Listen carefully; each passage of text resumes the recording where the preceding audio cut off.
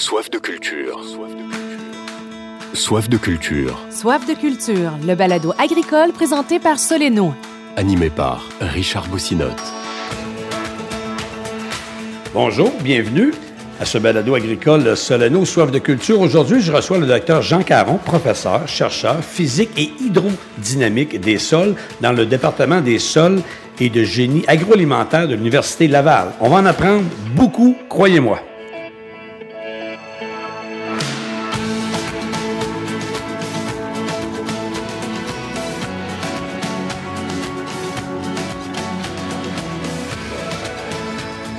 Docteur Jean Caron, bienvenue. Merci d'avoir accepté l'invitation. Plaisir pour moi, M. Boussinotte. Docteur Jean Caron, je vais reprendre ça, mais au Québec, on dit, tu sais, les gens qui sont dans la recherche, on va dire rarement docteur, puis en fait, vous l'êtes, mais ailleurs, côté anglophone, c'est plus, on dirait, on fait plus attention à ça, on va le spécifier. C'est-tu question question de langue, question de mentalité, c'est quoi? Je pense que c'est culturel. C'est culturel. J'ai travaillé aux États-Unis et puis j'ai fait une partie de mes études doctorales en Ontario. Alors, c'est effectivement, on appelait les gens docteurs, les professeurs. Ici au Québec, c'est plus convivial. C'est convivial, c'est plus, on dit chumé entre parenthèses. Et puis en France, ça va être la même chose. Hein? On ne vous appelle pas docteur. Ah non? Mais même si vous êtes détenteur d'un doctorat, je dirais, c'est... Ah ouais. OK. Ouais, peut-être monsieur le professeur, que j'ai entendu okay. aussi. OK. En fait, moi, les étudiants, vous appellent-tu monsieur le professeur? Comment les étudiants aujourd'hui vous appellent? Pas vraiment. Ils m'appellent vous et puis c'est tout. Okay. C'est bien correct. Okay. Pour moi, on a encore le vouvoiement à l'université? Oui. Okay. Puis, oui, en général, le tutoiement a été à la mode un certain nombre d'années, mais après, moi, j'ai toujours appelé les étudiants vous, de toute façon. Okay. Sauf, évidemment, quand on partage des étés de travail, des automnes de travail, la familiarité s'installe. Mais on s'entend que ça a encore sa place. Jean Caron, d'abord, moi, je veux savoir de où vous êtes originaire, de où?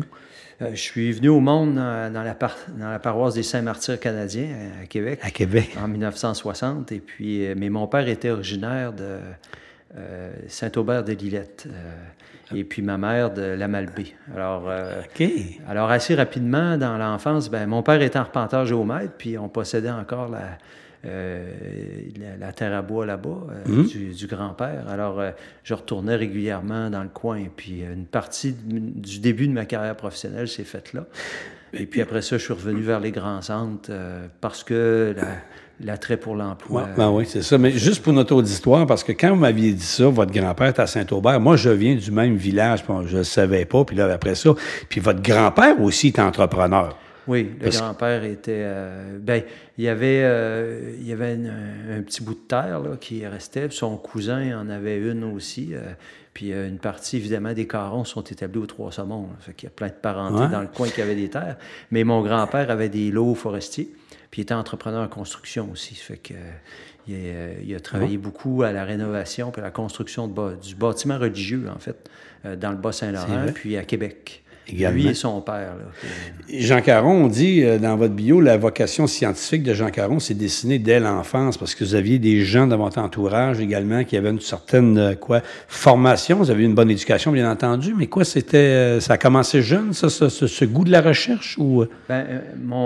Évidemment, je suivais mon père dès que je pouvais. Là, juste de façon très informelle, parce qu'il étant trop jeune, il ne pouvait pas nous employer, mais j'aimais bien ça pour pouvoir l'accompagner, des fois sur le terrain, question d'observer qu'est-ce qu'il nous rapportait. Mais mon père aimait beaucoup la forêt, puis avait un sens d'observation développé. Ça fait qu'assez... évidemment, comme arpenteur aussi, il travaillait sur des terres agricoles, ça fait que j'aimais beaucoup visiter le paysage agricole avec lui. Ça fait que ça, c'est sûr, le goût de la nature, le respect de la nature, ça, c'est vraiment mon père, mon grand-père aussi, qui avait un bon bagage agricole, avec qui j'échangeais beaucoup.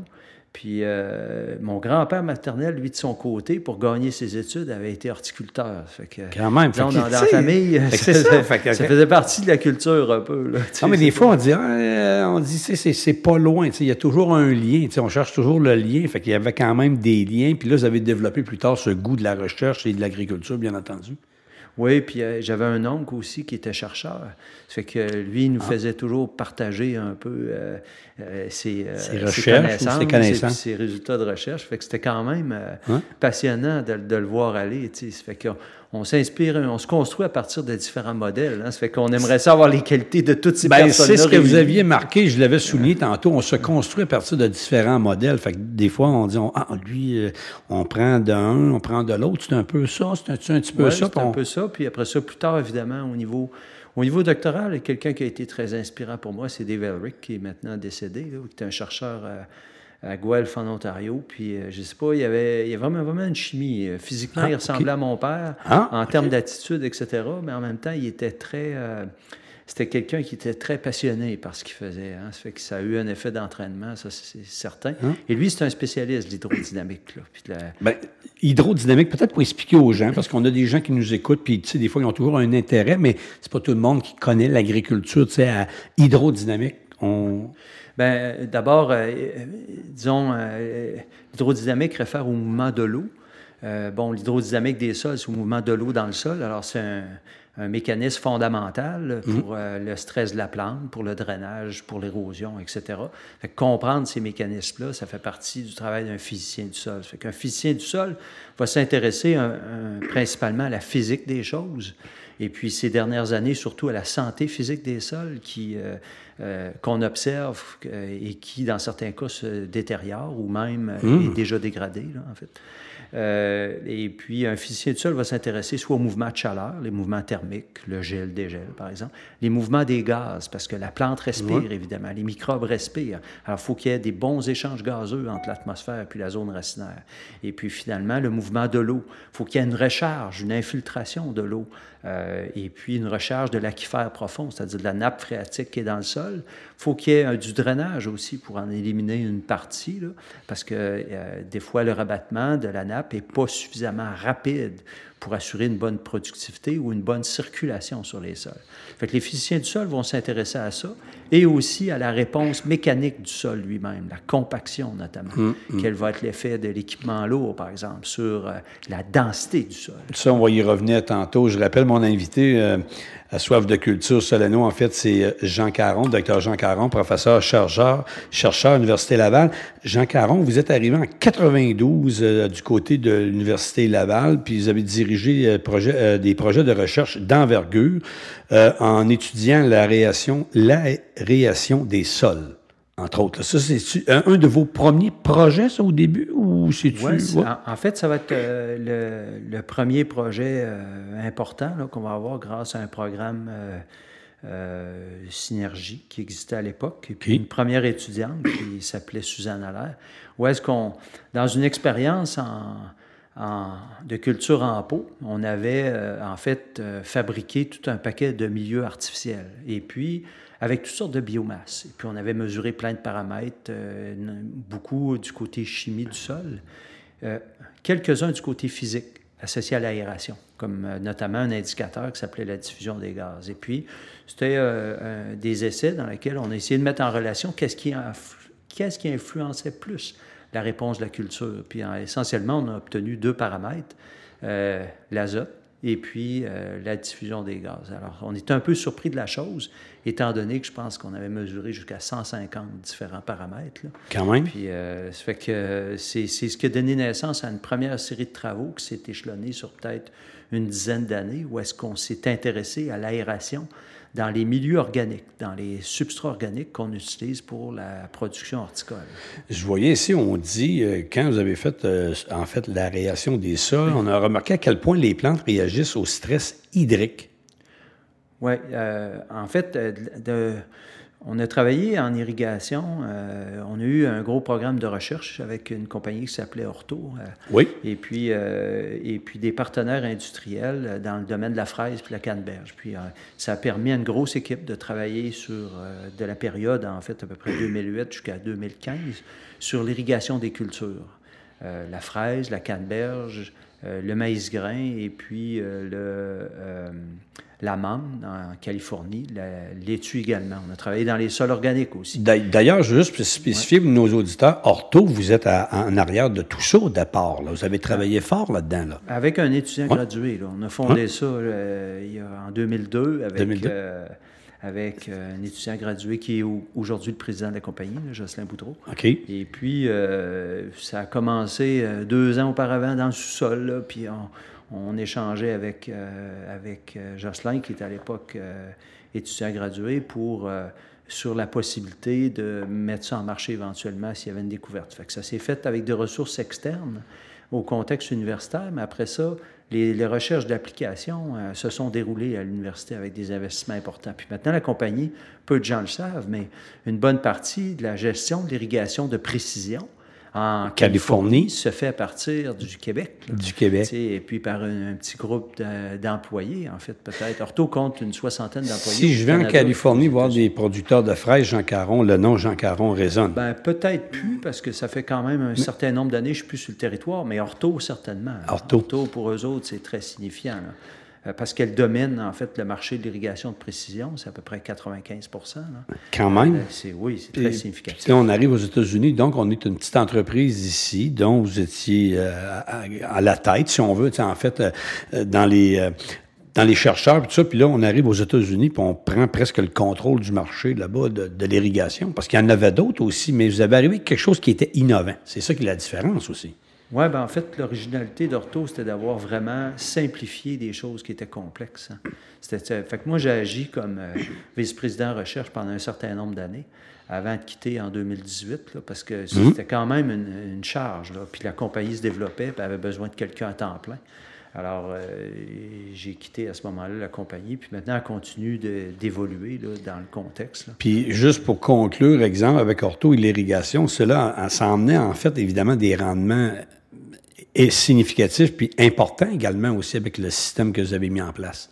Bien, un des gros constats au début, ça a été, puis ça fait souvent ça, là, l'innovation avec Ortho, ce qu'elle permettait d'avoir une mesure en temps réel, puis une mesure dont on avait amélioré la précision grâce à des améliorations technologiques. Alors, le gros gain se produit à ce niveau-là. Mais ce que ça a eu comme conséquence, c'est que ça permet à des producteurs, au départ, de réaliser que peut-être les capteurs ne donnaient pas des bonnes réponses parce qu'ils ne s'attendaient pas à ça. Mais dans la plupart des cas, ça s'est avéré être quelque chose d'autre. On évalue que dans 2 tiers des cas, ça a révélé des problèmes de drainage importants puis des problèmes de compaction. Puis dans 1 tiers des cas, ça a permis d'identifier des problèmes d'assèchement trop importants. Là. Et puis un ajustement de l'irrigation, dans ce cas-là, a pu permettre d'amener des gains de productivité importants. Des améliorations, évidemment, au système de drainage ont permis, dans d'autres cas, d'amener des gains de productivité importants. Alors, c'est surtout le fait de pouvoir avoir des mesures à différentes profondeurs dans le profil qui a permis de comprendre qu'il existait des limites importantes à la productivité des cultures. Intéressant. Jean Caron, vous avez fait tellement de choses. Je veux, parce que je dis, à un moment donné, on vient qu'on est limité, même si on dit que c'est un balado, on est limité par le temps. Je veux, avant d'aller parler de votre chaire de recherche de 2010 à 2016, je veux qu'on parle de la canneberge, parce que vous avez été très impliqué au niveau de la canneberge.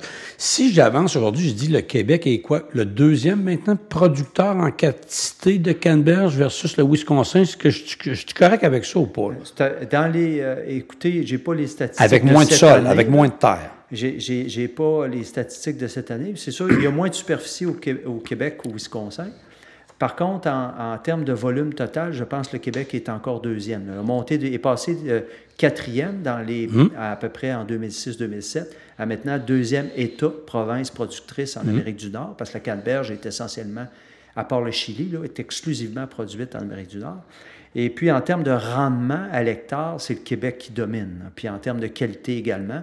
Puis en termes de production biologique, c'est vraiment le Québec qui domine le marché. Mais vous êtes arrivé comment là-dedans, vous, Jean Caron? On a dit, on a un problème, il faut qu'on améliore la rentabilité, la productivité. Comment vous êtes arrivé dans la canneberge, Jean Caron? Ah, bien ça, c'est une drôle d'histoire. C'est au centre du Québec, il faut le rappeler aux gens, là, vraiment. Là, c'est vraiment, oui. Oui, c'est complètement par hasard. En fait, au départ, on n'a jamais cru qu'il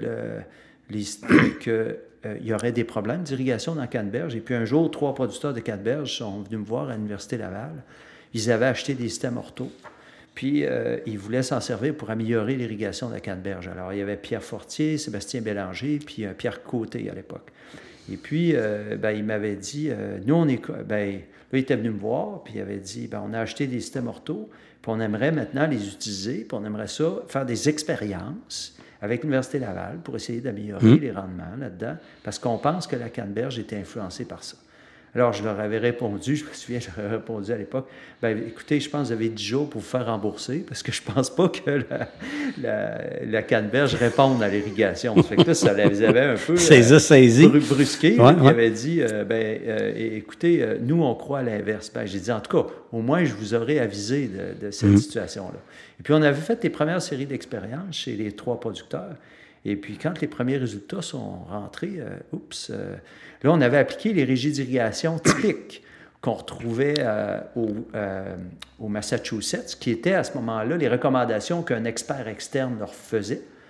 Puis là, on s'est aperçu qu'il y avait une réponse linéaire vraiment importante, mais qui indiquait non pas un manque d'eau, mais un excès d'eau, puis une forte sensibilité de la canneberge au stress oxyque, là, au manque d'aération. Trop d'eau. Trop d'eau. Trop d'eau. Donc, de là l'importance de contrôler. Alors, on a réajusté, avec un étudiant qui s'appelait Simon Bonin, on a réajusté, on a fait une série d'expériences, et puis là, on a vu des gains de productivité importants pour la culture qui se sont confirmés par toute une série d'expériences dans les années postérieures. Et ça a amené des rendements, des augmentations importantes de rendement chez les producteurs. En plus, évidemment, d'investissements internes, de toute une dynamique interne, parce que les producteurs de canneberge sont des producteurs extrêmement dynamiques qui ont amené toutes sortes d'autres innovations. C'est vrai. On a vu à ce moment-là la canneberge complètement, la productivité. On a vu une évolution très grande, puis des façons de faire. Puis moi, je suis content quand j'entends ça, qu'on a vraiment augmenté la productivité avec moins de sol, si on veut, qu'ailleurs. Exemple, comme le Wisconsin, qui sont renommés pour être les kings ou les champions, si on veut, de la canneberge. Même eux, des fois, ils viennent ici, puis je pense qu'ils viennent chercher de nos façons de faire, nos trucs, on peut dire ça comme ça. En tout cas, je pense que ça... Il y a eu des échanges. Il y a eu des échanges. J'ai participé à des échanges. Et d'ailleurs, on a publié ensemble les normes nord-américaines de drainage se sont publiés avec des chercheurs américains puis des chercheurs de l'Université Laval aussi, Sylvio Gumière, qui est maintenant très actif dans le secteur. Jean Caron, parce que j'ai beaucoup de questions. Je rappelle à notre auditoire, mon invité à Soif de culture, c'est Jean Caron, professeur et chercheur physique et hydrodynamique des sols dans le département des sols et de génie agroalimentaire à l'Université Laval. Jean Caron, dans les dernières années, vous avez piloté une chaire de recherche également du côté de la Montérégie-Ouest. Il y a eu beaucoup d'argent qui a été mis de la part des maraîchers, parce que souvent, au Québec, quand on parle d'agricole, on se fait une image, des fois, on va penser au laitier, on va penser aux grandes cultures, mais il y a d'autres cultures qui sont importantes. On vient de parler de la canneberge, mais exemple, la Montérégie, les maraîchers, c'est extrêmement important. Il y a de très, très gros producteurs là-bas. Puis, ils sont comme les autres, ils ont des défis au niveau de leur sol, entre autres. Oui, et puis, on parlait tout à l'heure de la chaire en irrigation, de la période 2008 à 2015 à peu près. Mais à partir déjà de 2005, on va travailler avec les maraîchers pour augmenter la productivité des différentes cultures horticoles de la région. Alors, dans la région de Napierville, Saint-Rémy, ça va être essentiellement de la carotte, de l'oignon, de la laitue, du céleri. Alors, on a travaillé à développer des régies d'irrigation pour ces cultures-là. Et là aussi, on a vu des améliorations importantes de productivité.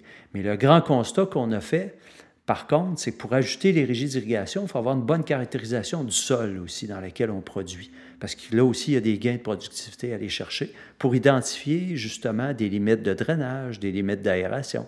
Et puis là, le constat qu'on a fait pour les sols organiques, c'était que les pertes de sol organique par érosion étaient très importantes, qu'il y avait une dégradation importante. Puis là, on a fait l'estimation qu'on a présentée aux producteurs, puis on leur a dit que si, en fait, ils ne faisaient rien pour contrer l'érosion, assez rapidement, d'ici peut-être 50 à 60 années, ils ne pourraient pas passer ces sols-là à la deuxième génération.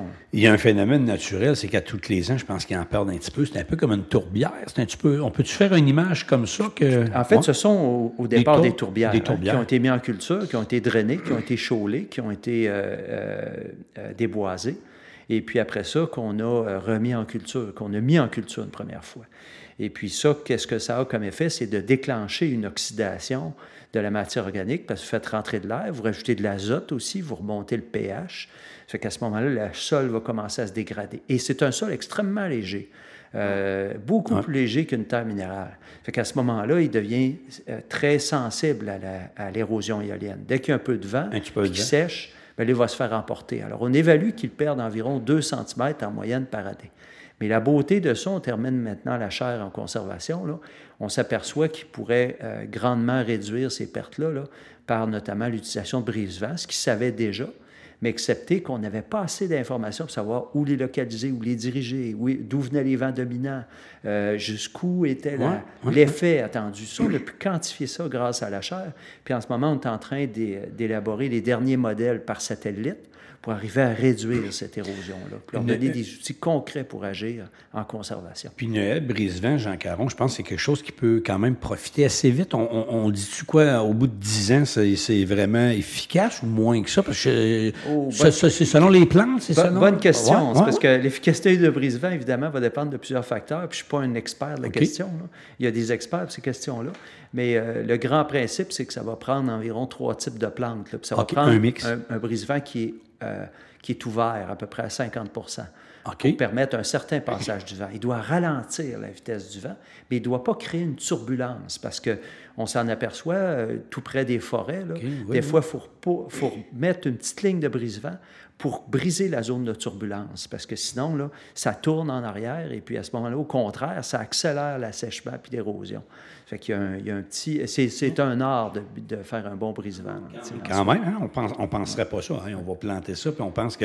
Jean Caron, moi, je regarde dans votre bio, il y a tellement de choses, mais j'arrive à un petit paragraphe, en fait. Puis moi, je vous ai vu à plusieurs conférences, puis souvent, vous en avez parlé.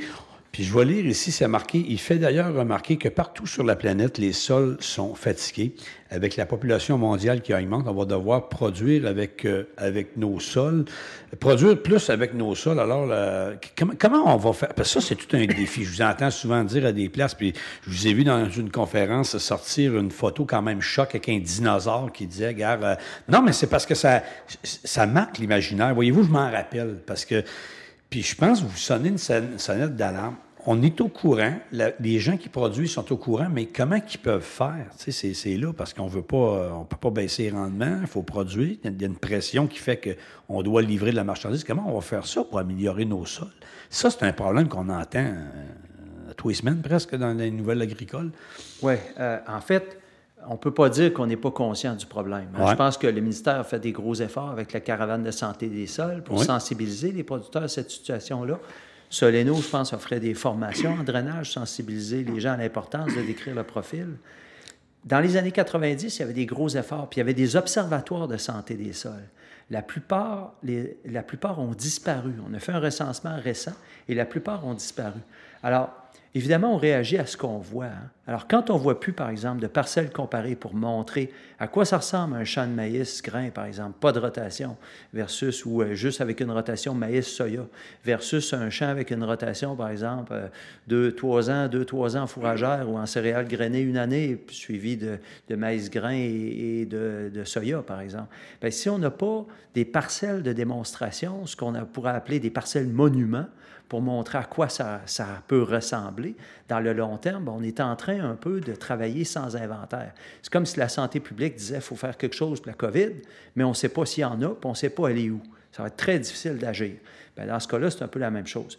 Alors, il y a eu des études, toute une série d'études sur la santé des sols, 1990, une étude récente, 2023, publiée par l'étude de l'ESSAC, publiée par l'IRDA, qui démontre en fait que les sols étaient déjà dégradés en 1990, se sont peut-être maintenus dans une certaine mesure. Là, on ne sait pas, en fait. Les discussions sont encore en cours, savoir est-ce que c'est en train de s'accentuer, est-ce que c'est en train de dégrader. Il y a une chose qui est sûre, par exemple. Les modèles, maintenant, théoriques sont suffisamment précis, la théorie est suffisamment avancée pour dire que l'augmentation du poids des remorques à grains, du poids des tracteurs, le fait qu'on sème des hybrides de plus en plus tardifs puis qu'on récolte de plus en plus tard va faire en sorte que l'onde de propagation, de la compaction va descendre de plus en plus profond. Alors, on constate déjà, puis j'ai référé au rapport de 90, on constate dans des travaux antérieurs qu'il y avait déjà de la compaction détectée à 50-60 cm. 50-60 cm, vous êtes à la limite peut-être de ce que vous pouvez espérer corriger, okay, en sol lourd.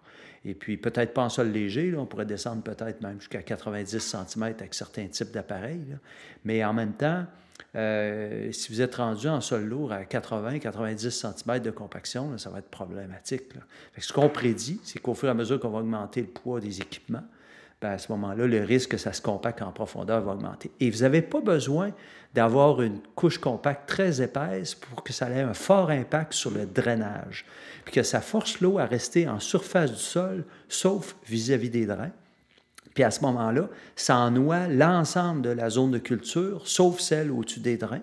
Et puis à ce moment-là, bien, c'est là que vous allez perdre une partie de l'efficacité de l'azote. C'est là que les racines vont se développer de façon horizontale. C'est là, en fait, qu'on va avoir un problème de drainage important. Mais c'est pas facile à corriger? Il n'y a pas... y est-tu trop tard? Dans certains cas, y est-tu trop tard, déjà, là, pour corriger... Bien, ça va coûter de plus en plus cher. Là. Je pense que tout se fait avec... mais ça dépend combien ça coûte pour le faire. Okay?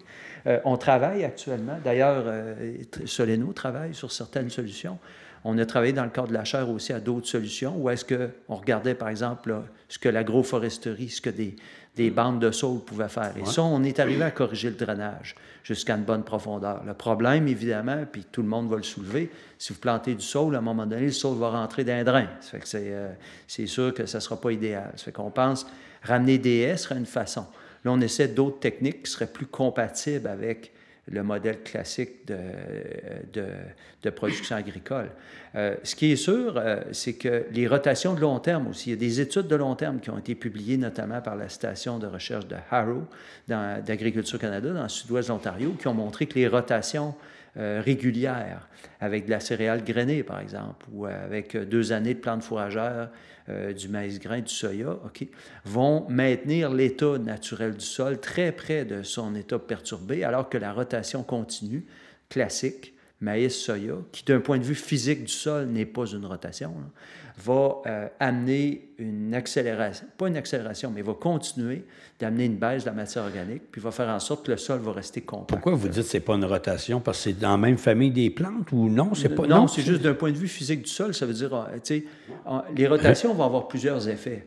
Au niveau de la chimie du sol, au niveau de la biologie du sol. Mais au niveau de la physique du sol, là, une rotation qui a un effet, et c'en est une qui va améliorer, par exemple, l'aération du sol, son drainage. Okay? Alors, dans le cas de rotation maïs-soya, bien, essentiellement, faire du maïs en continu ou faire du maïs en soya, vous ne verrez pas de différence sur ces indicateurs de santé physique-là, qui sont la diffusion des gaz, par exemple, ou la quantité hydraulique saturée. Mais je sais, Jean Caron, je n'ai pas besoin de vous convaincre au niveau de la technologie. Est-ce que ce sont les robots qu'on va voir arriver, les drones d'un champ? Je ne sais pas. Je dis n'importe quoi dans le sens qu'on voit déjà les drones qui sont très utiles en foresterie actuellement pour faire des plantes, tu sais, pour planter, au lieu de planter que ce soit des humains, tout ça. Mais qu'est-ce qu'on s'en va avec les champs? On a-tu quelque chose? On a-tu des tracteurs plus légers, mais qui vont s'automatiser? Il existe déjà des tracteurs sans volant, mais c'est quoi la solution? Y a-tu des bonnes pistes? Bien, évidemment, la réduction on ne devrait pas dépasser 3 tonnes à la roue, là. Ça, c'est la recommandation habituelle pour la compaction. On sait très bien, quand on est à du 10 tonnes à la roue, là, vous allez compacter jusqu'à 50, 60, 70 cm, d'après des modèles comme Terranimo, par exemple, selon l'état du sol. Fait que c'est sûr, réduire les formules classiques qui ont été très vulgarisées par des gens comme Louis Robert, par exemple, ou par les travaux antérieurs, de réduire la charge à l'essieu, réduire la circulation, faire peut-être de la circulation localisée, peut-être qu'avoir des tracteurs aussi robotisés à navigation autonome. Mais en même temps, ça vous prend quand même des opérateurs. Et le problème de la main-d'œuvre nous ramène quand même à la réalité. À la réalité, c'est ça. C'est qu'on a beau dire, OK, c'est facile, dire comme conseiller, dire à l'agriculteur, bien, c'est pas compliqué, tu as juste à t'acheter 3 petits robots puis des faire conduire automatiques. Mais il y a sa contrainte-là. Mais moi, je pense pas que les producteurs, au contraire, soient contre. Je pense qu'il faut que des gens, des scientifiques, des gens comme vous apportent souvent une piste de solution, puis après ça, les gens vont y adhérer, là, parce qu'on le voit, hein, beaucoup, là, l'agriculture a tellement changé parce qu'on s'est amélioré beaucoup, on est rendu vraiment high-tech, on peut le dire, là, autant dans les... Alors, je pense que ces gens-là, ils attendent juste, ils savent, mais ils attendent, d'après moi, ils attendent vraiment une proposition, une solution. Bien, une des raisons, la santé chimique des sols peut être suivi à l'aide de différents indicateurs. Puis l'ensemble des experts s'entendent à dire qu'il n'y a pas un seul indicateur qui est bon. Là. Personne ne prétend avoir le bon indicateur. Il faut prendre un ensemble d'indicateurs parce que c'est des diagnostics complexes. Il y a une chose qui est sûre, par contre, c'est que quand on arrive du côté physique du sol, on en mesure à peu près pas, puis on en mesure à peu près pas profondément. Ça fait qu'à ce moment-là, avant d'être alarmiste, la première étape, ça serait de vérifier pour poser le diagnostic. Mais comme plusieurs de mes collègues agronomes l'ont soulevé, la partie importante, c'est d'abord de prendre une pelle puis faire un profil comparé, puis de regarder mon profil qui donne des bons rendements versus mon profil qui donne des pas bons rendements. Qu'est-ce qui a l'air de ressortir? Puis assez vite, juste en creusant, on va s'apercevoir qu'il y en a un qui est peut-être un peu plus compact. On va s'apercevoir qu'il y en a un que la nappe d'eau est là. Mais qu'est-ce qui se passe quand la nappe d'eau n'est pas là? Puis qu'est-ce qui se passe quand l'oxygène n'est pas là? L'oxygène, on ne peut pas la voir. Là. Ça fait que c'est très difficile de percevoir qu'il y a un problème de stress oxyque si on ne mesure pas. Pour ce qui est du drainage, c'est très difficile à percevoir s'il y a un problème de drainage si la nappe phréatique n'est pas là, si on n'est pas dans les jours suivants de pluie, etc. Fait qu'il y a d'autres indicateurs qu'on peut utiliser à part l'observation pour venir confirmer ces choses-là. Et à partir du moment où on détecte qu'il y a un problème, d'abord, on sait d'expérience que ça ne sera pas partout, ça va être à certains endroits. Fait qu'il y a une bonne économie déjà pour le producteur à aller faire de l'intervention localisée. Mais il y a une autre économie, d'abord, à aller chercher la bonne information, c'est-à-dire identifier où sont les autres. Alors, vous avez beaucoup de développement maintenant en agriculture de précision, de systèmes comme les VERIS, par exemple, qui vont vous identifier des zones de contraste, mais pour lesquelles il va falloir retourner, après ça, creuser des profils, puis voir dans ces zones de contraste-là, qu'est-ce qui explique ces contrastes-là, puis quelles sont les causes les plus probables, par exemple, d'un mauvais drainage ou d'une mauvaise aération, et après ça, être capable, à partir d'un diagnostic local, correctement établi, de proposer une bonne recommandation, qui, dans certains cas, pourrait être d'augmenter le nombre de drains, dans d'autres cas, procéder à un amendement de surface, dans d'autres cas, évidemment, proposer une rotation, tout le monde est au courant.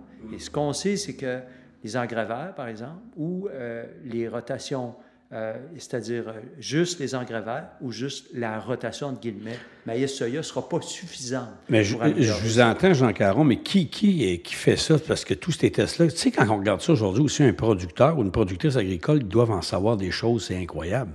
Tu sais, c'est de la gestion, c'est de la gestion de bâtiments, c'est de la gestion des sols, c'est de la gestion de beaucoup d'affaires, je vous entendais, là, puis, tu sais, parce qu'on dit, on faut aller chercher ça. Qui va faire ça? Il y a des gens qui vont venir en aide aux producteurs.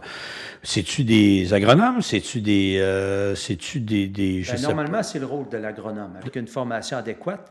Et d'ailleurs, on vient de réformer le programme d'agronomie pour justement introduire un axe technologique où est-ce que les gens vont être plus familiers à l'utilisation des technologies dans l'élaboration de diagnostics, mais également dans la formulation de recommandations. Mais on ramène aussi obligatoire le cours de conservation des sols, pour que les gens soient préparés à cette chose-là. Un cours également sur les changements climatiques, puis un cours sur un cours également sur la gestion de l'eau. Ça fait qu'il y a 3 cours qui redeviennent dans le programme d'agronomie pour justement faire en sorte que les agronomes soient mieux préparés à poser les bons diagnostics puis à formuler les bonnes recommandations. Donc, les agronomes actuels devront retourner sur les bancs d'école? C'est un peu ça? Oui. Le nouveau modèle d'université, c'est un peu ça. Ça. C'est que la formation continue va devenir...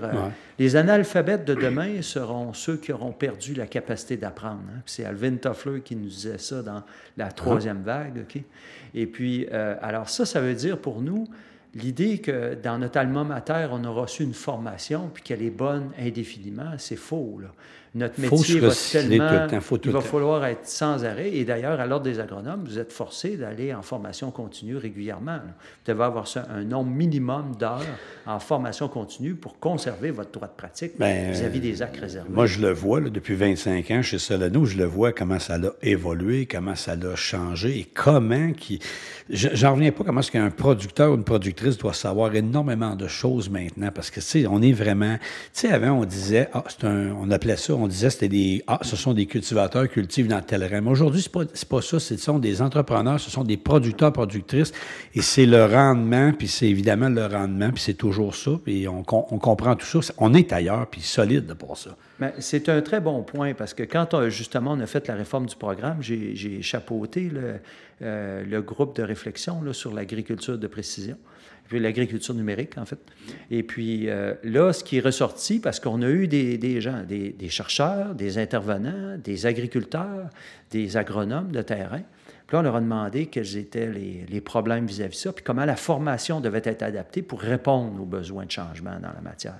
Et puis, ce qui est clairement ressorti des discussions, c'est que les agriculteurs ne se voient pas au centre de l'utilisation de l'outil. Ils ont besoin qu'ils vont se fier sur leurs conseillers pour les accompagner. Et ça, à peu près sur le terrain, 10 à 15 % des conseillers ont la formation pour arriver à le faire. Mais on s'aperçoit que de plus en plus se mettent à jour dans ce domaine-là. Et leur inquiétude, c'est justement que nos gens ne soient pas suffisamment formés pour les accompagner adéquatement dans l'évolution obligatoire. Ça apparaît carrément comme un passage obligé, l'agriculture de précision, même pour les vieux agriculteurs. Ils vont dire, nos jeunes vont devoir passer par là, mais il faut aussi que nos agronomes soient correctement formés pour arriver à le faire. Alors, c'est pour ça qu'on a proposé d'avoir un axe technologique sur l'agriculture numérique, parce que c'est pas juste les capteurs dans le champ, c'est aussi le traitement des données massives dans l'industrie laitière, par exemple, celle qui vient des robots de traite. Ça peut être les traitements des données métagénomiques de plus en plus qui vont sortir, par exemple, de l'analyse des métagénomiques des sols. Okay? Fait qu'on peut s'apercevoir que, par exemple, s'il y a un mauvais drainage, ça va être plus tel type de micro-organismes, les dénitrificateurs qui vont être favorisés par rapport aux transformateurs de carbone, okay, qui seraient plus actifs en conditions d'aérobiose. Je vous entends, Jean Caron. On va juste faire une petite pause rapide. Je vous rappelle, vous écoutez le balado Soleno, Soif de culture. Puis mon invité, c'est Jean Caron. Vous l'entendez depuis tantôt parler de science, parler évidemment de nouveautés, puis tout ça. Puis j'en ai plein à parler après. Puis Jean Caron, docteur Jean Caron, a reçu également beaucoup de prix durant sa carrière. On fait une brève pause. Je vous reviens tout de suite parce j'ai tellement d'autres questions pour lui. Restez avec nous. Je vous reviens à l'instant. Vous écoutez le balado agricole Soleno. Soif de culture. Soif de culture. Le balado des professionnels du domaine agricole présenté par Soleno. Soif de culture. Animé par Richard Bossinotte. On est dans notre deuxième partie, si on veut, de ce balado Soif de culture. Je rappelle, mon invité, c'est Jean Caron, professeur, chercheur physique et hydrodynamique des sols dans le département des sols et de génie agroalimentaire de l'Université Laval. Juste peut-être avant d'aller dans les prix, parce que Jean Caron a reçu beaucoup de prix dans sa carrière, puis c'est pas terminé encore. Jean Caron, tantôt, on a parlé des sols, la santé des sols, puis tout ça. Mais il y a quelque chose aussi également qu'on entend parler depuis plusieurs années, puis ça préoccupe évidemment les producteurs, comme beaucoup de gens, ce sont les changements climatiques. Évidemment, c'est inévitable. On en est là, on voit dedans des changements. On va faire quoi pour aider ces gens-là, rassurer ces gens-là? La question est très large, évidemment. C'est comme une question ouverte, là. Il y aurait plusieurs réponses. On fait quoi avec les changements climatiques? Agriculture, évidemment. Bien, si on veut réduire l'impact que vont avoir les changements climatiques sur la production agricole, un des premiers impacts, évidemment, ça va être le fait que les événements de pluie, puis ça, on le mesure nous autres mêmes dans nos projets de recherche, l'intensité des pluies, la fréquence d'orages importants a augmenté par rapport à ce qu'on voyait il y a quelques années. Et ça, forcément, vos systèmes de drainage ont été conçus en fonction, à l'époque, d'une certaine santé physique du sol, mais aussi en fonction de précipitations qui, aujourd'hui, sont de moins en moins fréquentes. Là, on a des précipitations qui sont plus intenses que ce qu'il y avait avant. Alors, forcément, on voit beaucoup de producteurs augmenter le nombre de drains, et une des raisons, c'est parce que l'intensité et la fréquence des pluies ont augmenté. Alors, il va falloir revoir le drainage dans certains cas parce que, d'abord, il est vieillissant. Beaucoup de sols ont été drainés dans les années 75 à peu près. Plus ou moins entretenus, parce que c'était comme ça. Plus ou moins entretenus, ça s'est bouché, ça fait qu'ils ont vieilli.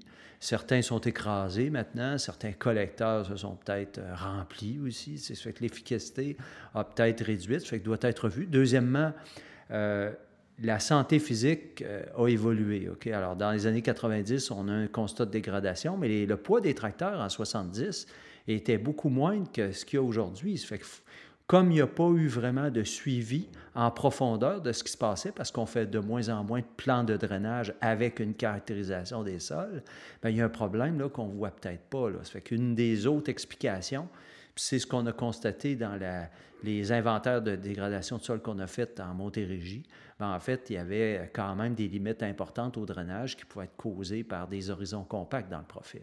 Alors, faut donc revoir la stratégie de drainage dans ce cas-là, là, pour tenir compte de cette nouvelle réalité-là et améliorer la santé du sol de surface, permettre l'infiltration de l'eau puis la recharge de l'aquifère profond, parce que là aussi, au sud-ouest, dans la région de Montréal, il y a des zones où est-ce qu'on est en conflit d'usage. Il n'y a pas assez d'eau pour tout le développement domiciliaire qu'on voudrait faire ou le développement industriel qu'on aimerait faire. Puis ça risque de se faire au détriment de l'agriculture. Alors, à quelque part, il y a des choix difficiles de société à faire. Une des façons de pallier à ça, c'est de faire en sorte qu'on puisse recharger mieux l'aquifère en ayant une meilleure santé de sol puis en ayant moins de compaction profonde. On n'aurait pas pensé ça, de dire on peut être en manque d'eau à certains endroits, alors qu'on dit le Québec, l'eau est en abondance, tu sais, puis c'était pas un problème. Mais donc, c'est particulier, il y a des changements. Donc, ce qui veut dire qu'on va devoir beaucoup plus mesurer, aller chercher ce qu'on appelle du data dans les prochaines années. C'est inévitable. C'est clair. Comme on a vu d'ailleurs pour l'arpentage, qui est allé vers le génie géomatique en partie, là, une partie de son évolution, c'est... Alors, de plus en plus, l'arpentage se fait à la fois par des relevés terrain, mais aussi beaucoup par des relevés satellitaires, okay, grâce à l'utilisation aussi de satellites.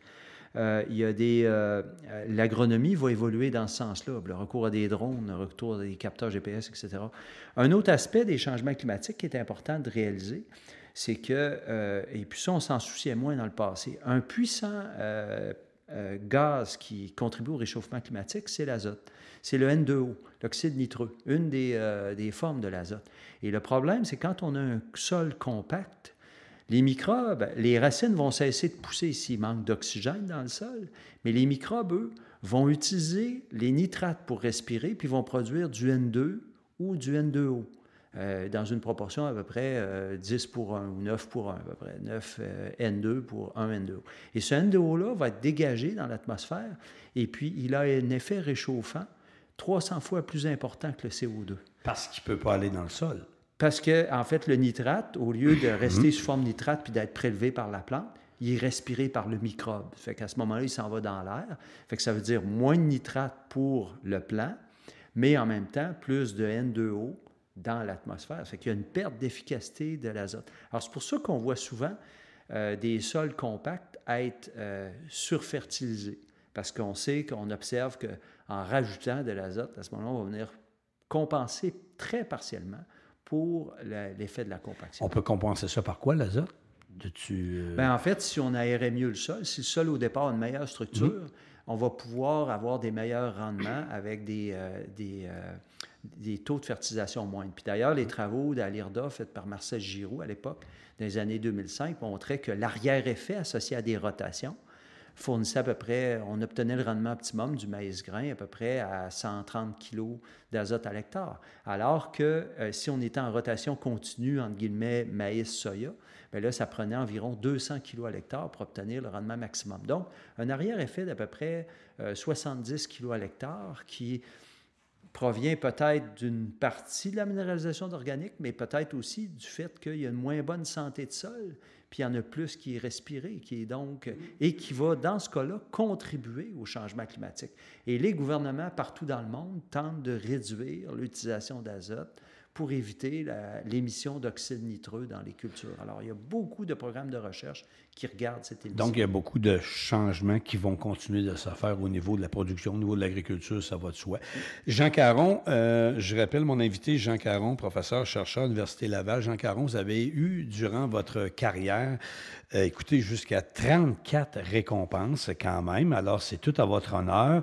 Bon, si je voudrais pas avoir une réponse, j'allais dire comme un certain, tu sais, comme des politiciens, mais je sais que dans les 34, il y en a toujours une qui nous fait chaud au cœur. Il y en a-tu une qu'on peut dire, ou sont tous importantes, mais il y en a-tu une qu'on aime plus que l'autre? Je me souviens, d'ailleurs, vous avez eu la médaille de l'Assemblée nationale. J'étais là avec le président de Soleno, Alain Poirier. C'était vraiment une belle cérémonie. Mais y a-tu d'autres prix dont vous êtes fiers? Parce que vous avez fait des recherches, vous avez prouvé des choses au niveau scientifique.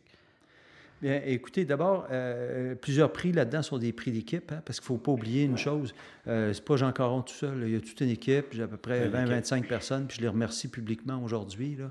Évidemment, je nommerai pas de nom, parce que je vais oublier tout le monde. Puis il y a eu beaucoup, au départ, sur la liste d'emploi, il y en a eu plusieurs. Ça fait que je remercie toute l'équipe qui m'a entouré. Évidemment, les autres prix, ben, sont plus... c'est les prix de carrière, en fait, qui soulignent la contribution que vous avez pu avoir puis qui sont reconnus par d'autres scientifiques. Ça fait que je pense, par exemple, au titre de Fellow de la Société américaine de sciences du sol. Mais ça veut dire que qui est quand même une société où est-ce qu'il y a 1500 chercheurs. Là. Ça fait que c'est d'autres chercheurs, c'est 0,3% des chercheurs qui reçoivent ce prix-là annuellement. Là. Alors, c'est pas beaucoup. Alors, puis c'est très compétitif. Ça fait qu'on est fiers. Quand on reçoit ça, c'est une belle réalisation. Ça fait que j'en ai reçu un comme scientifique de la Société américaine, mais également un de la Société canadienne. Puis aussi, il y avait un service à la société remis par la... Et ça fait chaud au cœur, parce que notre mandat, c'est pas non plus de produire des résultats qui vont faire avancer la connaissance, qui sont les prix de carrière scientifique, mais aussi d'avoir contribué à l'avancement de la société, parce que c'est elle qui nous finance, finalement, avec l'espoir que nos recherches lui amèneront des gains. Alors, je pense que quand on reçoit des prix comme ça vient le souligner. Puis d'ailleurs, certaines des inventions qui avaient été faites avec Soleno, comme l'Aquamat, par exemple, ont reçu des prix du ministre de l'Agriculture pour les effets que ça a eu sur le domaine. Et ça, c'est important pour nous. Peut-être expliquer aux gens, parce qu'il y a eu beaucoup de recherches là-dessus, l'Aquamat, Aquatermat. Peut-être expliquer aux gens c'est quoi au juste, là, tu sais, si on résume ça, l'Aquamat, où en fait, le but, c'était d'économiser de l'eau, c'est ça? Tout à fait. C'était vraiment que l'irrigation traditionnelle en production en pot, en pépinière, là, essentiellement beaucoup d'eau, peut-être 90% va tomber en dehors des pots, puis va s'en aller dans le sol avec de l'azote, parfois avec des pesticides. Alors, l'idée, l'Aquamat, c'était d'avoir tout simplement construire un réservoir avec un géotextile qui allait capter, en fait, cette eau-là, puis qui allait lui permettre de remonter dans le pot. Alors ça a été développé pendant à peu près... il y a eu des tests sur une dizaine d'années, faits au Québec, mais aussi au Texas, puis en Floride, et puis qui a donné d'excellents résultats. Là. Mais à la base de tout ça, l'Aquamat ou Aquatermat, c'est une commande des États-Unis que vous aviez eue, c'est-tu, non? Ou vous avez arrivé... C'est une commande de producteurs de pépinières ici qui nous avaient demandé... Au Québec. Ça a commencé avec le projet Synergie, d'ailleurs, avec le même projet sur l'oxygène, puis la diffusion des gaz avec Suzanne Allaire. Hein. Alors, c'était une commande qu'on avait eue. Puis après ça, ben, à la fin du projet, on dit, bon, regardez, vous avez quelque chose qui fonctionne. Et puis, mais là, les producteurs disaient, ben nous autres, on aimerait ça l'acheter, mais là, on a contacté un industriel qui s'appelait, à l'époque, qui était pas Soleno, mais qui a été racheté par Soleno. Qui a été racheté, oui. Et puis, pour lui demander, ben voulez-vous produire ça? Ben moi, c'est trop un petit volume, là. Est-ce que, si tu peux me faire la preuve que ça fonctionne aux États-Unis, où était le gros du marché? Exactement, oui. Ben à ce moment-là, je serais acheteur, ben OK, mais c'est pas les producteurs de pépinières qui vont investir dans un matelas capillaire destiné aux États-Unis, là. Mais il dit, moi, je suis prêt à l'investir. Alors, à ce moment-là, Soleno avait fait des investissements pour qu'on teste le matelas capillaire en Floride, au Texas et puis au Québec. Et puis, les résultats avaient été très concluants. Alors, c'est ce qui a amené la naissance du produit commercial, finalement, Aquamat et Aquatermat. Mais il faut être patient, Jean Caron. Quand on sort un nouveau produit, tu sais, vous étiez convaincu, vous saviez, vous aviez des résultats, des tests, mais après ça, c'est de trouver la bonne personne ou l'entreprise qui va le commercialiser. C'est long également de mettre un nouveau produit. Tu sais, vous l'avez fait avec d'autres entreprises, là. Faut être patient. Bien, beaucoup de collègues m'ont dit, tu fais des choses que je ne ferais pas. Parce qu'ils sont conscients que c'est quasiment 2 fois plus d'efforts que d'aller chercher une demande de subvention, tu sais. Puis même 3, puis des fois, ça nous amène même à devoir investir beaucoup de temps personnellement dans ces choses-là. Mais en même temps, et comme j'en discutais avec mon épouse à ce moment-là, j'ai dit, si on ne fait pas cette étape-là, un des gros problèmes qu'il y a avec la recherche fondamentale au Canada, aux États-Unis, puis en France, c'est la même chose. La chaîne de transfert est comme rupturée. Là. On s'en remet, on dit, ben on a publié, ça finit. Et puis après ça, il n'y a personne qui amène ça à des à du prototypage. Et si vous ne le faites pas, bien, ça veut dire que votre engagement envers la société n'est peut-être pas rempli. Le contrat social est rompu, là. Alors, à ce moment-là, ça veut dire que il faut peut-être faire... Au lieu de... Moi, j'aurais été 0 en bénévolat, en psychologie, là, je veux dire, et ma façon de contribuer aux autres, c'est peut-être justement de faire cette étape-là qu'on ne me demande pas nécessairement de faire, mais de dire je vais le faire parce que ça fait partie du contrat social inhérent à nos fonctions. Jean Caron, j'ai plein d'autres questions. On va y aller. J'allais dire pas des questions en rafale, mais si je prends perspective d'avenir, quelle est votre vision de l'avenir de l'agriculture, en particulier en ce qui concerne l'utilisation des technologies? On en a parlé un peu tantôt, mais des technologies numériques et la conservation des sols. On revient un petit peu à ce qu'on a jasé tantôt, mais si on ramène ça, si on compresse ça, la réponse, là, on s'en va où? On est-tu dans la bonne voie? On est-tu dans la bonne direction? On a-tu tout ce qu'il faut? Tout le monde? Le constat, puis je peux le faire, j'ai assez vu de données pour ça, là. Un des constats que je fais, c'est qu'on a un recul en agriculture de précision, mais on n'est pas les seuls, là. C'est ça. Il y a quand même de l'adoption, les gens s'en aperçoivent pas. Pourquoi qu'on a un recul? Bien, on n'a pas un recul, c'est-à-dire on a un retard. C'est le bon mot. OK. J'ai utilisé le mauvais terme, là. On a vraiment un retard dans l'adoption des techniques de précision. Deuxièmement, au niveau sol, et puis ça ressort beaucoup dans le milieu d'investissement agroalimentaire, si vous faites des essais génétiques, les gens vont vous dire on ne comprend pas, on n'obtient pas sur le terrain les résultats que ça donne en laboratoire, puis les résultats que ça donne en serre. Mais c'est parce que on ne gère pas ce qu'on ne mesure pas. On mesure à peu près plus ce qui se passe dans le sol par rapport à ce qu'on devrait faire. C'est pas qu'on le fait pas, c'est qu'on en fait juste pas assez, tu sais. Et puis, on réalise pas à quel niveau on a des limites importantes de productivité. Ça fait qu'une des contributions scientifiques dont je suis plus fier, c'est justement d'avoir découvert, d'avoir mis au point, disons, le concept de flux limitant là, pour le départ de l'irrigation. On s'est aperçu que c'était très important, non pas d'avoir une certaine quantité d'eau dans le sol, mais d'avoir un flux d'eau qui arrivait à un rythme suffisant en tout temps pour rencontrer la demande d'évapotranspiration. Et puis ça, on l'a démontré comment l'estimer. Et puis c'est à la base vraiment des seuils de démarrage de l'irrigation. Et ça, c'est important de réaliser que ces mesures-là, ces concepts-là, peuvent juste être mise en pratique à partir du moment où on a une bonne description du sol et de ses propriétés hydrodynamiques. Okay. Je ne veux pas faire de politique, là, mais juste une question vite, Jean Caron. Si on se compare le Québec par rapport au reste du Canada, au niveau agriculture, on est-tu en avance? On est-tu dans le milieu? On est-tu bien placé? On est-tu, si on prend ça au niveau recherche, au niveau... la question est large, comme je dis un peu, parce que, mais mettons que j'y vais au niveau recherche, on est-tu en avance? On en fait-tu assez par rapport à la population, par rapport au PIB versus le reste du Canada ou d'autres provinces? Ou, Au niveau recherche, évidemment, les chercheurs n'ont jamais assez d'argent. Okay, si vous leur demandez. Il y a une chose qui est sûre, c'est que c'est de plus en plus compliqué d'obtenir des fonds de recherche. Il faut consacrer un temps de plus important à la rédaction des demandes, puis au suivi des demandes. Et ça, forcément, quand vous remplissez des papiers, vous n'êtes pas en train de creuser les profils. Exactement. Alors, résultat, qu'est-ce que ça a quoi comme conséquence? C'est que les gens, le circuit d'action risque de tourner pas mal plus tout près du bureau, plutôt que faire beaucoup de terrain comme on avait tendance à le faire dans le passé. Okay. Alors ça, c'est un problème que j'identifie. Alors, on ne fait peut-être pas assez de recherche, mais on ne fait peut-être pas suffisamment de transferts. Puis j'assistais récemment, j'assistais hier au congrès de l'Ordre des agronomes, et ce qui ressortait clairement d'une étude de terrain sur l'adoption des engrais verts par les producteurs dans les éléments déterminants. Les agronomes ne sont plus là comme, si on veut, promoteurs de ces changements-là. Ils viennent intervenir d'après l'étude qui a été réalisée, qui a été qui a été présentée par Julie Ruiz de l'Université du Québec à Trois-Rivières.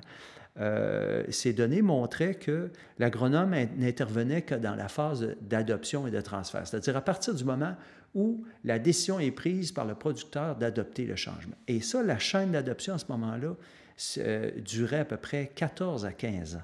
C'est trop long pour les besoins de changement. Si les agronomes ne sont plus des promoteurs du changement, ce qui fait partie de leur mission, okay, à quelque part, il y a un ralentissement au niveau de l'adoption qui est associé à ce mécanisme-là. Alors, autrefois, on avait beaucoup plus d'agronomes du ministère qui étaient présents sur le terrain. Les gens dans les clubs conseils sont principalement retenus par des tâches administratives sur des autorisations, sur des sites, des ça, qui sont de plus en plus nombreuses, mais le rôle de promotion a été mis pas mal de côté. Là. Donc, on prend du retard. On prend du retard. Forcément, parce que les sociétés en avance sont celles qui vont avoir la chaîne d'adoption la plus rapide. Mais pourquoi on pense comme ça? C'est parce qu'on dit, il va se faire une étude ailleurs, on va juste l'emmener, puis ça va être plus simple à appliquer. Pourquoi on pense de même? On veut couper? C'est du budget? C'est quoi? Le désengagement, ça c'est le désengagement, mais aussi la fragmentation des structures. À partir du moment où vous avez dit, ça, tel organisme va s'en occuper, va s'en remettre à un autre. C'est très dangereux que la chaîne de communication passe. Jean Caron, j'ai tellement de questions, mais avec une population mondiale en constante alimentation, comment envisagez-vous que nous pourrons produire davantage sur les mêmes terres? Puis, y a-t-il des pistes de solutions? Parce que là, la population augmente, on a les mêmes terres, puis on en a parlé tantôt, ils s'en viennent de plus en plus compactés. La couche de la compaction est plus profonde. On va faire ça comment? Il faut la faire du synthétique, je ne sais pas, Positif, OK? Je reste un positif. Si je regarde, par exemple, les rendements moyens qu'on avait en maïs grain, quand j'étais, je me souviens un peu au début de ma carrière en agronomie, on était à peu près à 6 tonnes l'hectare, à peu près, 6 tonnes, 8 tonnes à peu près dans les années 90, 95. Maintenant, à 10 tonnes. Maintenant, on voit sur le terrain des rendements à 14 tonnes, OK? Et là, on pense évidemment que tout le monde suit la parade. Ce qu'on observe, ce n'est pas vraiment ça. C'est qu'il y a du monde qui sont maintenant capables de 14 tonnes. Ça veut dire que techniquement, il y a des gens qui ont réussi à avoir les moyens d'y arriver. Et moi, ce que je peux vous dire pour analyser les données qu'on a dans une récente étude, c'est que ces rendements-là, maximum, ne sont pas obtenus avec des 300 kg d'azote à l'hectare. Ils réussissent à aller chercher ça en moyenne avec 130 kg à l'hectare. Ça veut dire qu'ils ont réussi, soit qu'ils ont été bénis des dieux, puis en ce moment-là, ils ont un sol en santé physique qui la conserve, soit qu'ils ont réussi par des séquences de rotation, par une gestion responsable du sol, d'arriver à maintenir une productivité.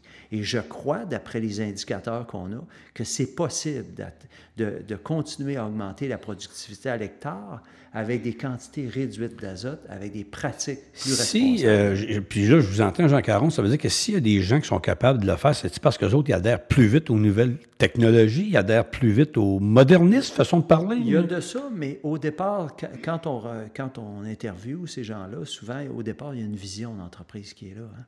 Il y a quelqu'un qui dit j'aimerais qu'on soit là dans 20 ans. Et pour y arriver, au départ, ça prend il y a un certain message d'appel à l'espoir, qu'on va être capable d'y arriver. Et ça, c'est important. C'est une question d'attitude. Au lieu d'être défaitiste et de dire, c'est inévitable, le sol, il va de plus en plus se compacter, je dois avoir une machinerie de plus en plus grosse, et puis ça va finir comme ça, puis je vais vendre avant qu'il soit trop tard. C'est peut-être pas la bonne attitude. Mais je vous entendais tantôt, vous avez dit, je pense qu'on est parti moi, je fais un chiffre 8 de rendement, puis on est monté à 14 exemples avec la même terre. Quand on fait ça, est-ce qu'on presse le citron, une expression qu'on connaît, ou la terre est capable de le prendre parce qu'on l'a bien aménagé, on s'est bien organisé, c'est un peu ça, là. Est-ce qu'il n'y a pas de problème pour le sol? Bien, je pense que c'est la génétique, là. Si vous réussissez à l'obtenir avec 130 kg à l'hectare, forcément, ça veut dire que vous avez été capable de confirmer le potentiel génétique de la culture. Vous avez fait place aussi, évidemment, à des conditions favorables pour la récolte, le semis, aux différents stades critiques de la culture. C'est un ensemble de conditions. Jean Caron, des questions rapides, mais depuis la pandémie, on a entendu parler beaucoup d'un terme d'autonomie alimentaire au Québec. Est-ce que c'est un objectif qui est réalisable, souhaitable pour notre société, selon vous? Là, c'est-tu autonomie alimentaire? Là, on a vu depuis la pandémie, on va se le dire, peut-être plus de serres qui ont eu des opportunités. On a senti ça plus dans les plus petites productions, peut-être? Bien, l'achat local, évidemment, ça c'est sûr, mais on est quand même, faut réaliser qu'on est quand même loin de l'autonomie alimentaire dans plusieurs secteurs. Là, on est vraiment dans une mondialisation de l'économie, puis disons ce qu'on observe sur le marché du maïs grain et le marché du soya, c'est pas la productivité au Québec une certaine année qui influence le prix du marché à Chicago. Là. C'est ça. Je veux dire, on est dépendant du contexte alimentaire global. Jean Caron, vous êtes un chercheur, on l'a dit depuis le début du balado agricole. Puis c'est quoi le conseil que vous donneriez à un jeune chercheur qui souhaite se lancer dans la recherche sur l'agriculture durable et la conservation des sols? Hein, parce que c'était votre vie, votre recherche, le sol, puis tout ça. C'est quoi le conseil à un jeune chercheur ou une jeune chercheuse? De lui donner un peu de profondeur à sa recherche dans les deux sens du terme, c'est-à-dire d'éviter d'avoir juste des mesures de surface, regarder un petit peu plus ce qui se produit dans les différentes strates du sol, parce qu'on s'attend que les pratiques agricoles vont avoir un impact beaucoup plus senti dans les horizons profonds, et ce sont les horizons profonds, mais également la couche de labour qui contrôle l'efficacité du drainage. Hein. Ça fait que ça, regarder en profondeur ce qui va se passer, c'est tout aussi important que regarder en surface ce qui va se passer. Et ça, c'est plus difficile. Deuxièmement, évidemment, faire un suivi de sa santé du sol, parce que vous ne pouvez pas publier des résultats de recherche avec un sol qui a des limites importantes de productivité. Et ça veut dire prendre des paramètres chimiques, physiques, microbiologiques. Donc, dans les trois domaines. Et aussi, il faut donner les moyens. Tantôt, vous l'avez dit un petit peu, Jean Caron, il faut donner les moyens. Donc, ça prend du budget. Il ne faut pas passer notre temps à remplir un formulaire. Tant qu'on fait ça, on ne fait pas de recherche.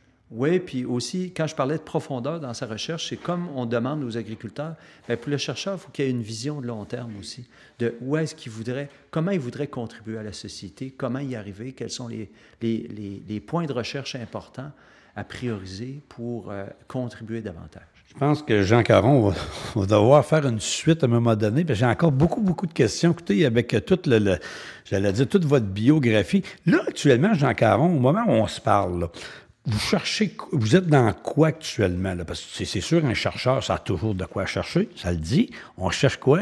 Là, vous êtes dans les sols, dans le drainage. C'est quoi, là? Y a-t-il un projet que vous pouvez dévoiler actuellement? Là? Toujours en hydrodynamique et puis en physique du sol, alors appliqué à différents domaines. Ouais. Mais évidemment, on complète la chaire en conservation des sols, puis on va rendre un outil logiciel pour arriver à permettre aux producteurs, à partir de levées satellites et de caractérisation du terrain, d'arriver, en fait, à conserver leur sol de façon plus efficace, c'est-à-dire en intervenant que seulement sur les surfaces où cela est nécessaire. Alors là, on est en train, ça va être ça, le dernier livrable qu'on va donner. Puis après ça, bien, je m'implique de plus en plus à aider des entreprises, par exemple, qui font des suivis de santé physique du sol. Alors, c'est ça pas mal qui marqueront les dernières années de ma carrière scientifique. Jean Caron, je veux peut-être une des dernières questions, parce qu'on n'a pas parlé beaucoup, puis c'était le but au départ. Les balados Soleno, on n'est pas là, exemple, pour faire la promotion nécessairement, mais on est là pour que les gens apprennent des choses de nos invités. Mais au niveau drainage actuellement, là, question, au Québec, le drainage, il s'en fait encore beaucoup. Il va être appelé à changer. On a parlé tantôt, peut-être un petit peu au début, où je me souviens pas trop en avant, mais on a parlé peut-être des nouvelles façons de faire qui vont changer également dans les prochaines années. Parce que ça aussi, des fois, c'est long d'amener du nouveau. Dans tout secteur, hein, le changement amène toujours une réticence, mais ça, c'est humain, c'est normal.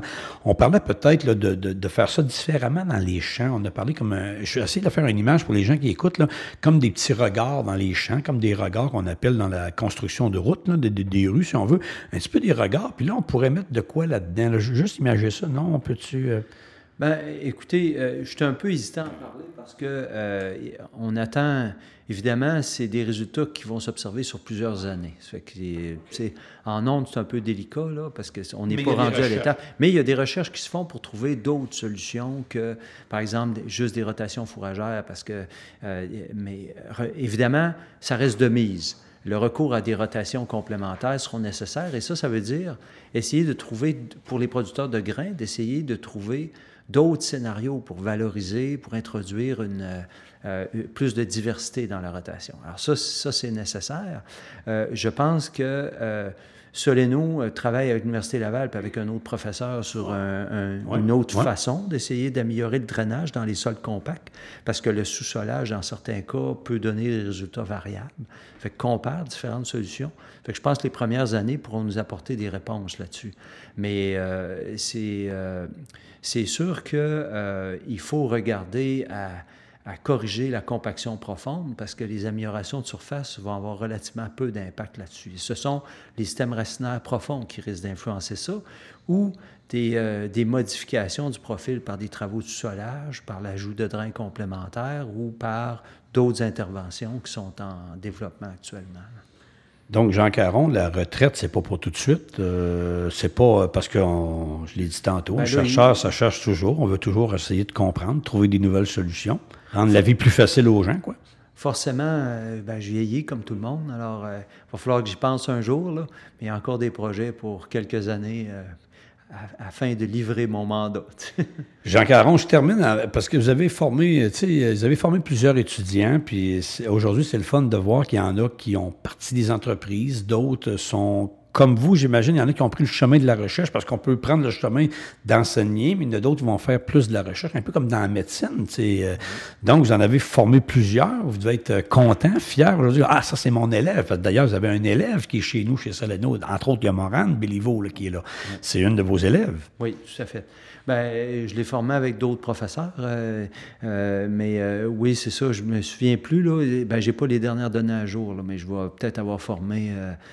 je pense que ça va être 70 ou 80 étudiants gradués, là, donc qui vont avoir à différents niveaux. Je vais avoir formé au niveau premier cycle, je pense qu'on dépasse 300. Là, des employés qui sont passés dans le laboratoire avec les années puis qui ont pu se familiariser avec des méthodes de caractérisation, des descriptions de profil, etc. Ça fait que, oui, on est fiers de les voir sur le terrain, après ça, évoluer. Hein, qu'on le veuille ou non, évidemment, ce sont des adultes, même quand ils commencent à travailler avec nous autres, mais à quelque part, ils sont dans leur enfance scientifique, malgré tout. Là. Ça fait que ça fait du bien de voir qu'ils ont un plan de match. Ça fait qu'il y en a qui ont accompli des brillantes réalisations à l'extérieur, puis on en est particulièrement fiers. Là, Jean Caron, ce fut un réel plaisir. Là, je rappelle, Jean Caron, professeur, chercheur physique et hydrodynamique des sols dans le département des sols et de génie agroalimentaire à l'Université Laval. Merci beaucoup. Puis, je ne sais pas, je vous laisse le mot de la fin pour notre auditoire. Y a-tu... un message pour l'agriculture? Y a-t-il un message pour l'avenir? Je veux peut-être prendre la citation de Galilée. Là, on en connaît plus, finalement, sur le mouvement des corps célestes que sur le sol en dessous de nos pieds. Et si on en connaissait un petit peu plus, là, c'est moi qui rajoute ça, peut-être on va être certainement mieux équipé pour faire face aux enjeux du futur. Jean Caron, merci beaucoup. Ça a été un réel plaisir et merci infiniment. Merci. M. Boissinaire. Ça fait plaisir. Merci, Jean Caron. Vous écoutez le Balado agricole Soleno.